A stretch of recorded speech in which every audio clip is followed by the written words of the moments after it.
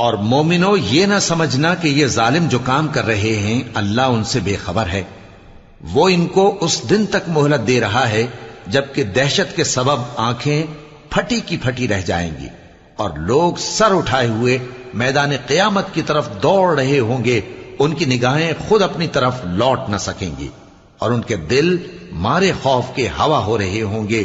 اور لوگوں کو اس دن سے آگاہ کر دو جب ان پر عذاب آ جائے گا۔ تب ظالم لوگ کہیں گے کہ اے ہمارے پروردگار، ہمیں تھوڑی سی مہلت عطا کر تاکہ ہم تیری دعوت توحید قبول کریں اور تیرے پیغمبروں کے پیچھے چلیں۔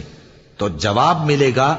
کیا تم پہلے قسمیں نہیں کھایا کرتے تھے کہ تم کو اس حال سے جس میں تم ہو